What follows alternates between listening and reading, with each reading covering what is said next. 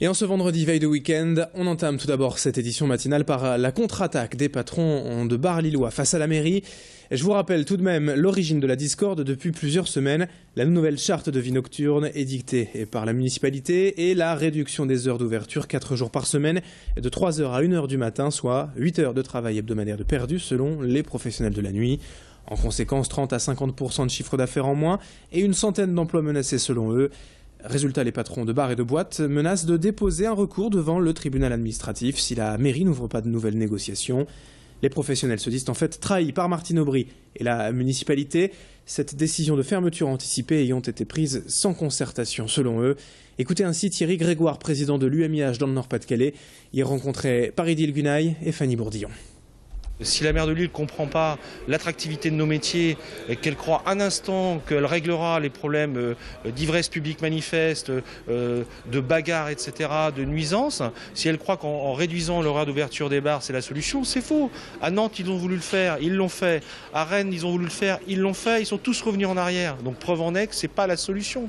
85% de l'alcool n'est pas vendu chez nous. À ce moment-là, qu'elle ferme les grandes surfaces, qu'elle interdise les grandes surfaces de vendre de l'alcool, qu'elle interdise les relais d'essence vendre de l'alcool. Donc je pense qu'il faut arrêter de cette hyper-stigmatisation.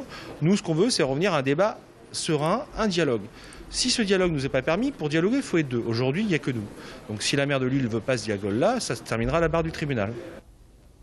Autre information à vous signaler est ce matin dans l'actualité et dans cette édition, l'égalité homme-femme au travail pointée du doigt par un récent rapport de l'INSEE. Selon des études toutes récentes, le taux d'activité des femmes dans le Nord-Pas-de-Calais serait l'un des plus faibles de France.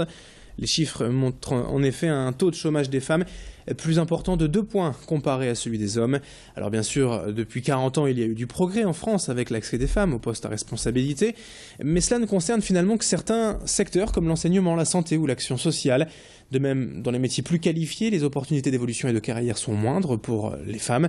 Bref, il y a encore du travail à mener, à en croire cette responsable de l'INSEE à Lille, notamment en termes de salaire. Elle est au micro de Thibaut Paquis. Depuis longtemps, on a, vous le connaissez aussi, un écart de salaire qui est juste intolérable, qui se monte en moyenne entre 14 et 25% selon ce qu'on regarde. On n'inclut pas le temps partiel. Quand on regarde par exemple dans le Nord-Pas-de-Calais la différence de salaire entre des cadres, un cadre homme, un cadre femme, en moyenne, à temps complet et à compétences égales, on est à 22% d'écart.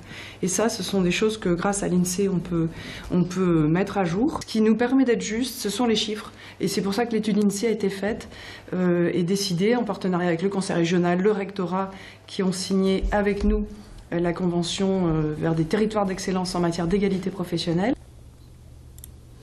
En images, les inspecteurs du travail étaient mobilisés hier à Lille, une cinquantaine d'entre eux réunis devant la Directe pour protester contre la nouvelle organisation régionale mise en place suite à la réforme de la profession engagée en 2012 par le ministre du Travail, Michel Sapin.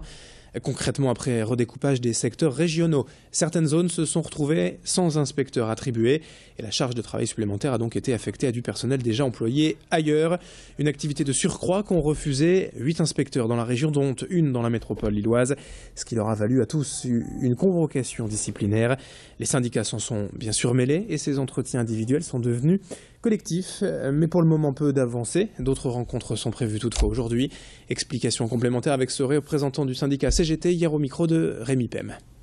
C'est une forte mobilisation puisque les camarades, les syndicats viennent de tous les endroits du département et voire de la région. Il y a aussi des camarades de Béthune que j'ai vus. Ils ne sont pas là non seulement pour soutenir Nabila et les inspecteurs de travail, ils sont là aussi pour défendre un outil qui réponde aux besoins des usagers, des salariés. Il y a un certain nombre de communes et de professions dans le département où il n'y a plus de suivi. Ici sur l'île, par exemple, les agents d'EDF, les salariés de Ralil, les salariés de Villeneuve-d'Ascq ou les salariés de Marc-en-Barœul ne sont plus reçus, ne sont plus accueillis à l'inspection du travail du fait de la réduction des effectifs. La Saint-Valentin, demain, un samedi 14 février, c'est notre question du jour, Grand Lille TV Métropolis.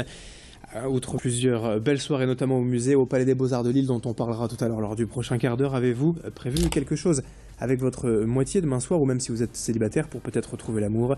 Et comptez-vous en tout cas fêter cette Saint-Valentin, fête des amoureux pour les uns, rendez-vous commercial pour les autres. Comme d'habitude, on attend vos réponses sur la question du jour.net et les Facebook officiels Grand Lille TV et Métropolis. On termine ce journal avec le sport et tout d'abord la qualification de l'ESBVA pour la demi-finale de l'Eurocup de basket féminin hier soir à domicile. Déjà victorieuse au match aller face aux Turcs d'Adana Bottas, les Villeneuvoises se sont imposées cette fois hier 61-52 devant leur public au Palacium. Un match que vous avez pu suivre d'ailleurs en direct sur Dailymotion grâce à Grand Lille TV. Et un match que nous rediffuserons également ce week-end sur notre antenne demain et dimanche à 13h et à 20h.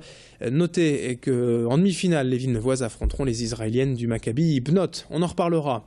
Du basket, toujours au programme ce week-end. Ce soir notamment, Lille accueille le Portel à 20h au Palais Saint-Sauveur. Ce vendredi, c'est le derby du Carnaval pour la 20e journée de Pro B. Et puis en football, le LOSC reçoit Nice demain au stade Pierre-Mauroy.